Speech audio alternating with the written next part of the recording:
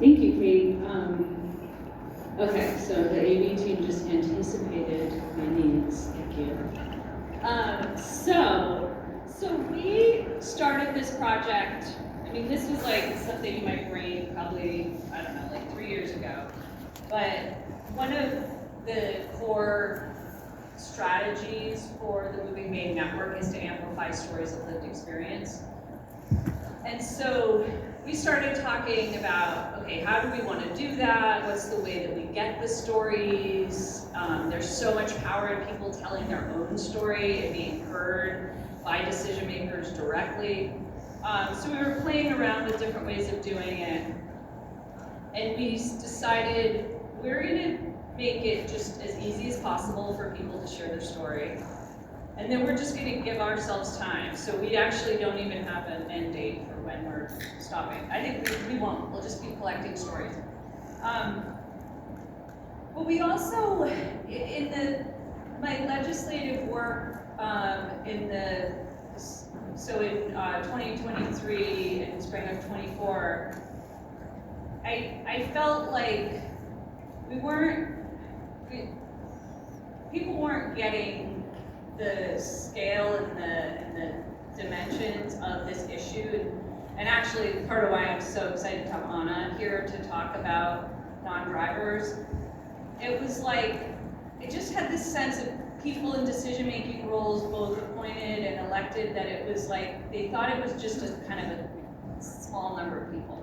Like, they didn't have a sense of how many people are impacted by transportation barriers. And ultimately, and you'll see, I even changed my mind since we printed the program, that it's not just that the barriers are hurting people, it's hurting our state. And so I think what we started trying to do is putting together the quantitative and the qualitative data. So this could be really an irresistible message of something that is hurting our state and is fixable. As we saw with our imagining earlier, we got it all figured out how we're going to fix it. So we have a couple different components to the work that we're doing right now.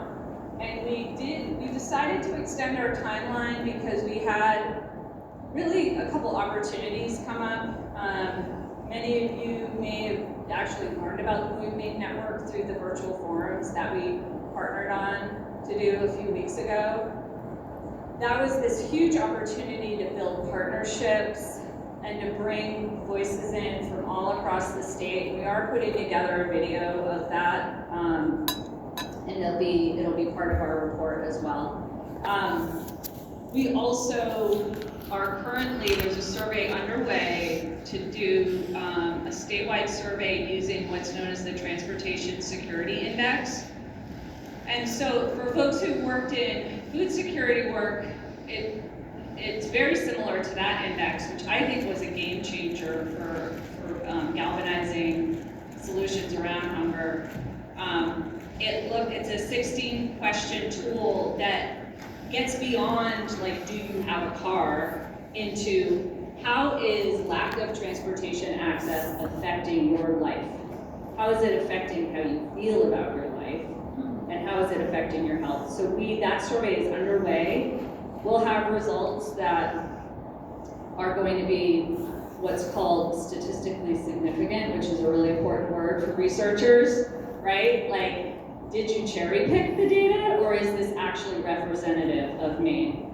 If we are lucky, or if we're really good, we'll also have it by region, so by Maine's 8 DOT regions, which fingers crossed on that. Send some good vibes for us to get a large enough sample. Because we know that when we are making decisions about Maine, and we're talking about decisions in Maine, there's a rural versus urban divide. And I am just praying, and here send some good vibes towards this, that we can move beyond that. Because we all need rides. And we all need safe places to walk and wheel. And it's gonna look different if you're in Aroostook County than if you're in York County. But we just need it all. We need it in all places, I guess I should say.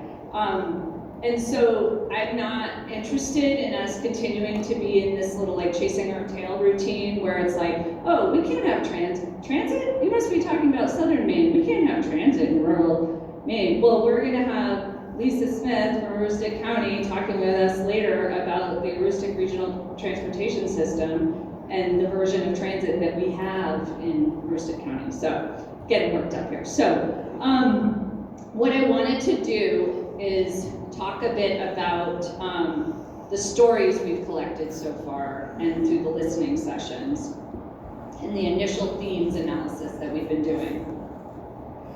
Our plan is when we have all these pieces together, we're going to turn them into this beautiful report, which will include the artwork that we've created today.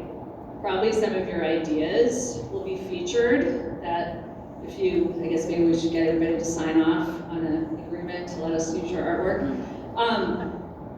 And we're going to share that with the legislature. And we're going to share it with every decision maker who wants to listen. And so I'm inviting you all to be part of that and be part of that invitation. Because I do think it's about an invitation, and it's, you know, we can be very determined and strong and still be in relationship between, so I was sort of getting at this earlier when we were talking, I was talking with Richard, that I think often folks who are working in government and are feeling fearful of the public, or folks in the public are feeling like folks working in government are like, not listening to them, and like we really, that's another thing we want to move beyond. So we are going to create an invitation around this. So more to come on that, and you're all here, so I know where to find you to invite you.